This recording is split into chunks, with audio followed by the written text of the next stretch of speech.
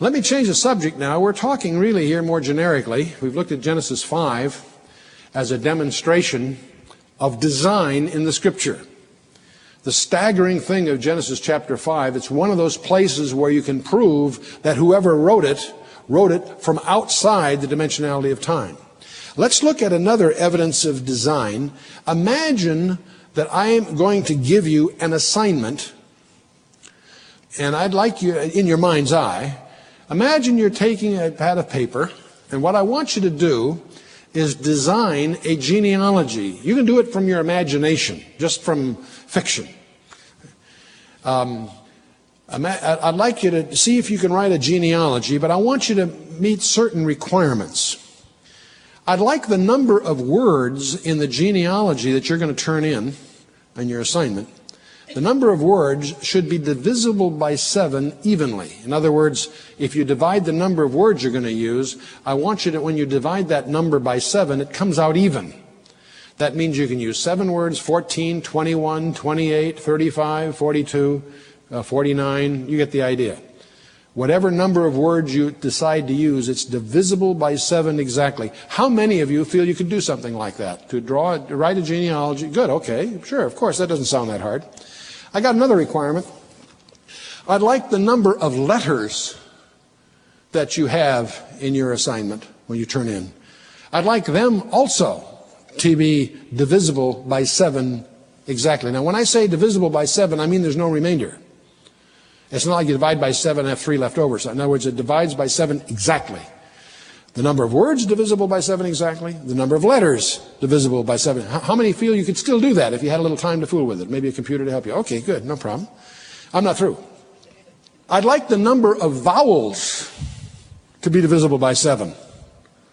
Well, that's getting a little harder, isn't it? It's harder to play with that one. I'd like the number of consonants to be divisible by 7 exactly. Ooh, this is getting a little rougher, isn't it? See, not only are the number of letters divisible by 7, the number of each category of letters, vowels or consonants, also divisible by 7 exactly. That's starting to get, how many feel they could still do that? No players, huh? I'm not even through. I'd like the number of words that begin with a vowel to be divisible by 7 exactly. I'd like the number of words that begin with a consonant to be divisible by 7 exactly. If you can do one, you can actually do the other, because the sum of those are going to be divisible by 7. You follow me? But okay, I'm not through yet. I'd like the number of words that occur more than once to be divisible by 7. I'd like the words that occur in more than one form divisible by 7. And I'd like those that occur in only one form to be divisible by 7. I'd like the number of nouns to be divisible by 7, and only 7 words that are not nouns. Okay? I don't think I have any more players, do I? No one wants to try this? I'd like the number of names to be divisible by 7, and I'd also like only 7 other kinds of nouns permitted that are not names. I'd like the number of male names to be divisible by 7. And I'd like the number of generations that you're dealing with also divisible by 7. And you've probably guessed by now that what I'm talking about here is the genealogy of Jesus Christ in the first 11 verses of the Gospel of Matthew in Greek. In Greek. Now, this is a little exercise, of course. What I'm dealing with here are the discoveries of an interesting guy by the name of Ivan Panin. Ivan Panin was born in 1855 in Russia. Got kicked out of Russia because he got entangled with a plot against the Tsar. He went to Germany, got an equivalent to a PhD there, then finally came to America. Went to Harvard, got a PhD in mathematics at Harvard. And then an interesting thing happened. Very bright guy. But an interesting thing happened. He became a Christian. He discovered Jesus Christ, and he discovered the Bible. But he also discovered that the Bible seems to be organized around 7s. And I don't mean just that there's 7s in the text. 7 bowls, 7 trumpets, and all that business. There's plenty of those. There's over 600 examples of 7s in the text itself in terms of reading it. No, he discovered that that heptadic structure, the structure built around sevens, even gets inside the language. And he spent 50 years of his life tracking down these things. He left behind, when he finally died, 43,000 pages of small handwritten discoveries of sevens in the Scripture. And I thought we'd go through each one of these this morning, but that would probably be a little rough. But he discovered, let me just mention one of his discoveries that really, it's easy to overlook. If you're wading through some of his stuff, it can appear pretty tedious at times.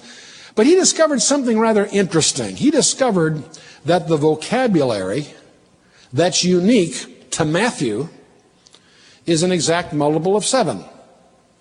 In other words, there are words in the New Testament, Greek, that occur only in the book of Matthew. There happens to be 42 of these.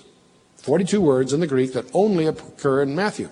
Now 42, of course, is 7 times 6. It's a multiple of 7 exactly. It also is interesting that the number of letters in those words is 126, which is also a multiple of 7 exactly. See, he's just fascinated that every place he looks, he sees it a multiple of 7.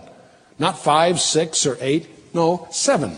Now, what makes this particular discovery strange is, how was this organized? Let's assume you were Matthew, and let's assume that for some weird reason you decided you wanted the words that you only use. These words, the only thing that these words have in common is they're unique to the Gospel of Matthew. How, if you were Matthew, how would you organize that? How would you make it come out that way? Well, there's only 2 ways you could do that. One is you could get an agreement by all the other writers of the New Testament not to use these particular words. Or putting another way, to have in front of you all the writings of the other guys, summarize their vocabularies, and then confine your attention to words that they haven't used to make sure you only use some multiple of 7. Either you got them all to agree, and that's absurd, because, or, because some of them wrote after he died, I suspect. Or you somehow, it proves that Matthew wrote his gospel last. The only way Matthew could organize this is if he had everything else in front of him, right? So this is a way of, you could say that, well, this peculiar property proves that Matthew's gospel was written last. Okay. The problem is, this is not only true of the Gospel of Matthew, it's also true of the Gospel of Mark. Not only was Matthew written last, Mark was written last. Whoops.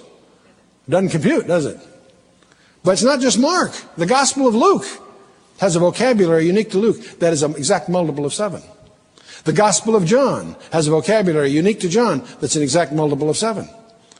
James, Peter, Paul, Jude, each one of these were written last. No, this is a very, very strange property. It doesn't reveal anything profound other than a demonstration that the origin of these texts is supernatural.